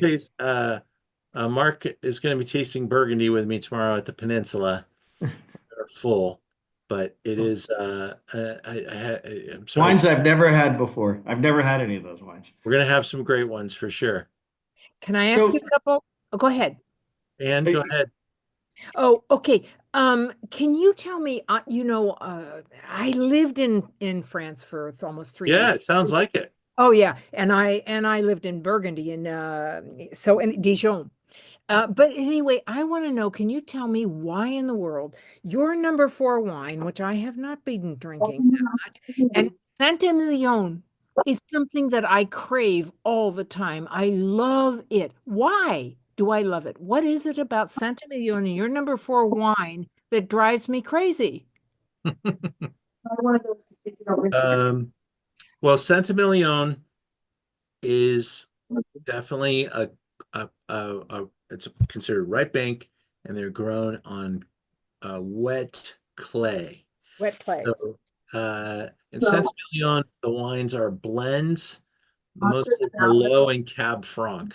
Crackers, fruit, They're or low in Cab Franc, okay? Yeah, really fruit. that's Okay. stopping me, so I'm going to mute a couple of people. But the so Saint-Emilion is really special. Very small producers. The wines tend to be beautiful and very distinctive. Mm-hmm. Famous wines like Figeac, which we got to go to, Cheval Blanc, which we Oh, used to go yeah. to, which we went to, and but then there's all these other producers that are in there too, and they have this very specific characteristic to them that I think is beautiful, classic, nuanced, Mm-hmm. and there's literally no white wines that come from there, but they I guess Cheval Blanc is trying a little white there, but it is just a really special spot that's completely spoken for. And so uh, all you've seen happen over the past 40 or 50 years is some of these producers have really been able to elevate to become known as the best. Yes. And there's a lot of producers that fight for the rest. And they're maybe it's their physical property or their investment of they don't have a lot of money, so they weren't able to buy all the great equipment. They weren't able to elevate. So, but I think it comes down now to what dirt you own, and that has been kind of the key. But there are some really special wines, and some of them aren't that expensive that I really like. And I need to continue to be able to buy more inventory of these guys. I carry a really small Bordeaux selection because it takes a lot of dollars. And, and so I'm very careful about what I'm buying because I'm also very price pointy. I don't want to have 20 wines at $59.95. One or two in each price point. I probably have 50 wines from Bordeaux on the website and a whole panoply of prices.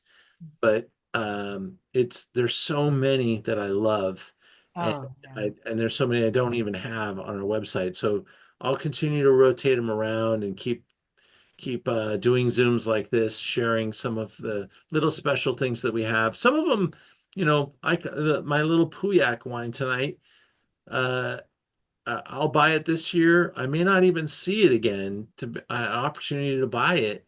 That's number 4, right? Your Yeah, number number 4. 4. Wasn't that great? Awesome. Incredible. Loved it.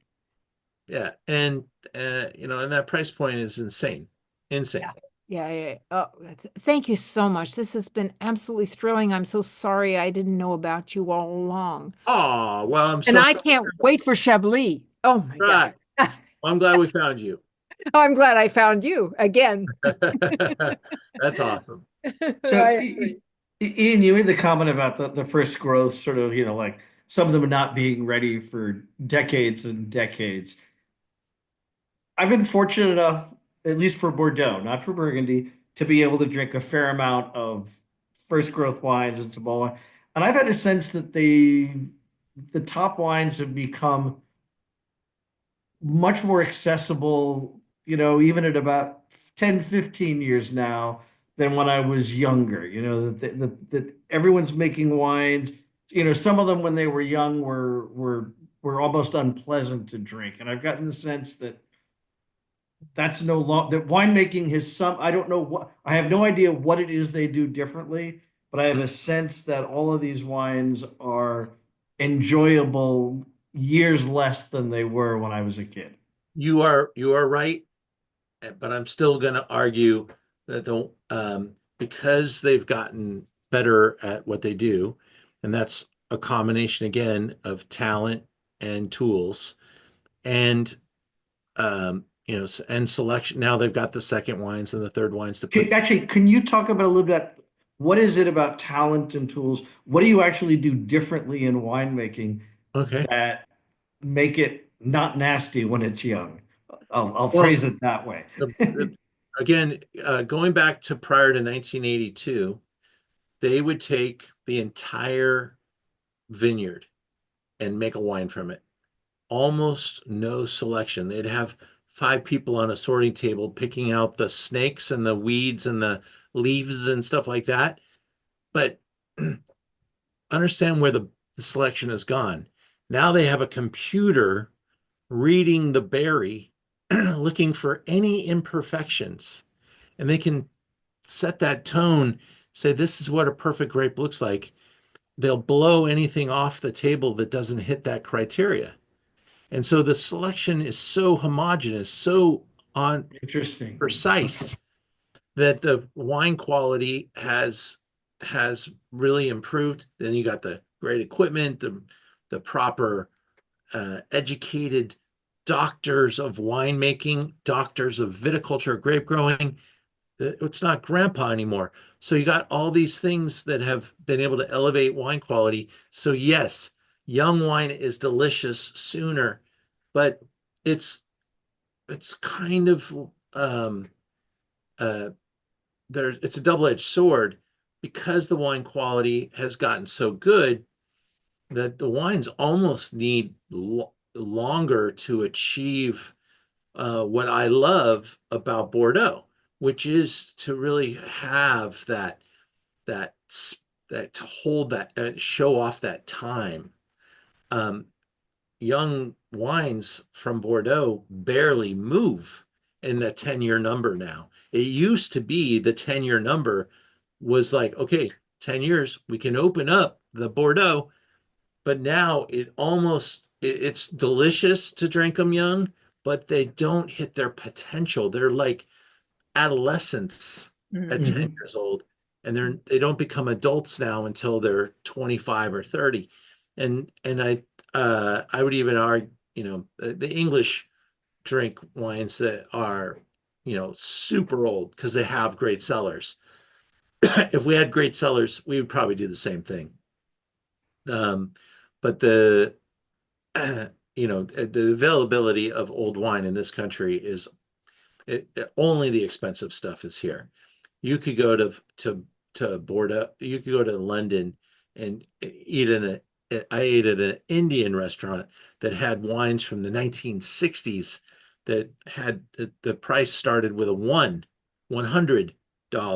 from 1960s. So that was, those don't exist here.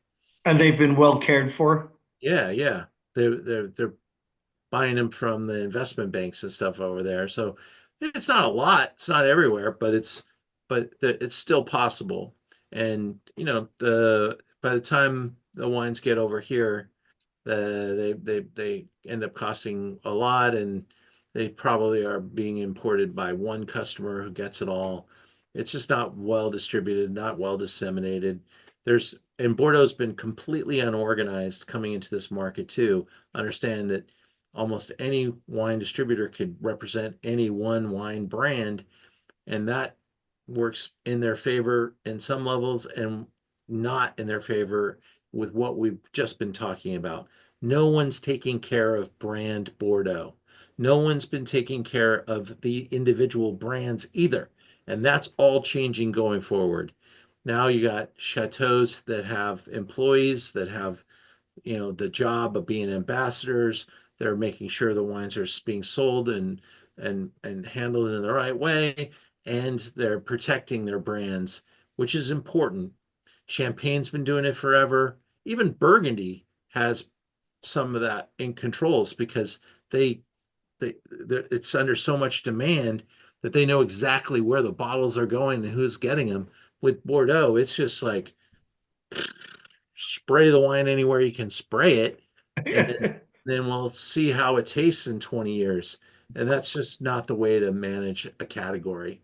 And so some of this contraction is necessary too in the marketplace. Some Bordeaux houses will just completely go away, and some will just get bought up. Some will make other properties larger.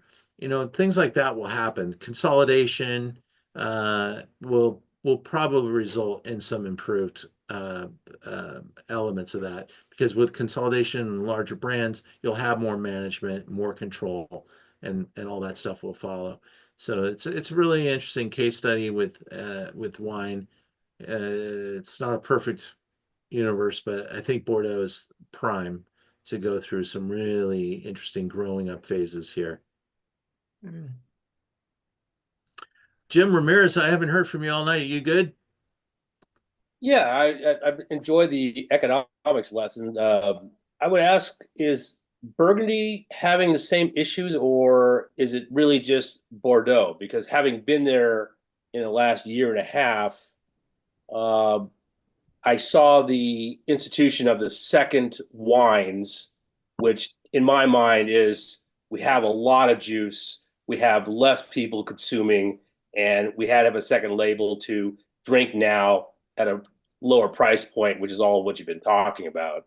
To just expand that one more level, is it that we have expanded into different areas that need to consolidate out of those areas? I guess that's more of a global question. So it's just more texture to what you've been talking about. Yeah, and your question, going back to Burgundy, Burgundy's always had, okay, we're going to make this great wine, and if it's not what the Burgundy producer wants it to be, they don't have to put it in that wine. They call it repli. They blend it down into the next category down, or the village wine, or the regional wine. Yeah. That's not been the system that they've had in Bordeaux, really. You're either selling it in bulk, or you're selling it under your one wine that your wine label makes, a million bottles of. And so this hyper fracturing of Bordeaux is going to be very good for the wine marketplace. We'll have better wines at better prices, and even the $1,000 bottles will be better, because they'll be made from wines that should be really special. And it's not every day we get to drink a wine like that, but when we do, it should be something super sensational, and they will be. Just a follow up. So with the advent of the second labels, how long has that really been a thing? How long has it been going on? When did they kind of change focus and we have to do this to survive, basically? I think I don't think it was a fight or flight type of mentality that created it. I think it was how do I make our first wine better? Oh, interesting. And I think that was the thing that created the second label. And the third. I mean, honestly, as soon as they made the second label, they created a third for some places, because some places made a lot of wine. And so the second label gave them a bridge to making a third, as they wanted to protect their brand and not just declassify things, Right. haphazardly. And they can have a nice stair step, especially as price points continue to climb. When everything was $50, $100. I mean, I occasionally get to drink wine with. I love drinking great old wine with really old collectors, and unfortunately, some of my favorite old collectors have passed away recently. I don't know if any of you have ever taken a class from Martin Weiner, but he passed away recently. He was an inspiration to us all in Los Angeles. Really a nice, kind man. He taught me a lot. He was an importer in 1960s and 1970s. He imported 1961 Bordeaux. Petrus 1961 was $50. Oh, wow. Yeah. And and his friend owned the store Greenblatt's. And Yeah, I love you know, Greenblatt. yeah, it was such a great iconic spot. Jeffrey was the amazing man. And so all these super old school guys are perishing, and their stories should have made books. But the when wines were 50, you didn't have the room. But now that they're 5,000 for Petrus, you can make a $500 second wine. And and things like that kind of separation really, I think, also helped create the space for the market. And it's not about the economics, because the the price that we pay for wine isn't often what the winery is charging. I want to make sure everybody realizes that. It's what the market is willing to pay for it. So I am very fortunate. I get 3 bottles a year of Screaming Eagle. Screaming Eagle, like everything else we were talking about tonight, Screaming Eagle's been clawing back some of that money too. I used to get Screaming Eagle for, I think it was $300-400 a bottle. Then it went to 5. Then it went to 7. Then it went to 9. Then it went to 11. Now I think it's $1,700 cost from the winery per bottle. So but the wine's still 3,000. I can only sell it for 3,000. So the winery's taken all that number, and the day I get it, I can sell it for $3,000 to somebody else, because that's what the market will bear for it. But the day that wine stops being sellable at $3,000, that model collapses. And Well, that's like that story I told you from Christian Yerkes 20 years ago, when someone asked him how often he drinks Petrus, and he said, "I'd rather sell it." He then also imagine said that the owner of Chateau Petrus doesn't drink his own wine because there's so he'd rather much good sell wine. it. He said there's so much good wine in the world, and that's become a trophy. I mean, and he wasn't shy about it. I didn't know him. I was a stranger, and he said that. It's Yeah, he he's a remarkable human being. And I'm going to say one more thing and say goodnight. Recently we did a dinner where we had, it was a 100-point dinner, and we had Chateau Petrus. I think it was like a 2009. Petrus wasn't at the 100-point dinner, was it? No, it was one, like maybe a year and a half ago, 2 years ago. Okay. Petrus and Dominus in the same dinner. The Dominus, though, was a 1994, and the Petrus was a 2009. The entire table was so sure. Everyone's like, Petrus, right here, Petrus. It was the 94 Dominus, which is a wonderful wine. Because all of our 100-point dinners, everything's blind. But but Dominus 94 was $450, and 09 Petrus was $4,500. That's what I paid for that bottle. And there's a side of me that's like, ugh, I really want you to get this right. But the Dominus 94 was spectacular. And so, in closing, those wines are so much fun to taste with people, and I'm very privileged to be able to do that. And that's one of the reasons why I do these dinners, is it gives me a chance to taste the wines that I can't afford to buy myself. Really? And it's like wisdom. You can't buy it. And I think that's that's what wine is to me. It's like, Yes. you know, it becomes wise, and also, you know, wisdom is not for everybody. And also wine, you know, as the years go by, there's fewer and fewer bottles of 94 Dominus to find. And so that's kind of what's makes it even maybe a little bit more precious is that it's not, I'm not trying to be elitist about it. Although it, you know, depending on who you are listening to me right now, you might be like, well, elitist. But the idea is that it's like looking at art or listening to great bands.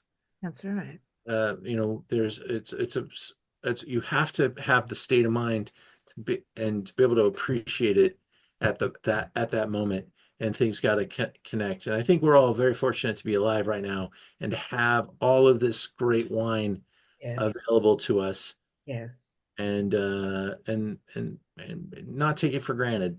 It's you know, in the 1800s, the wines were sweet, and they probably loved them as much as we love them, love our wines today.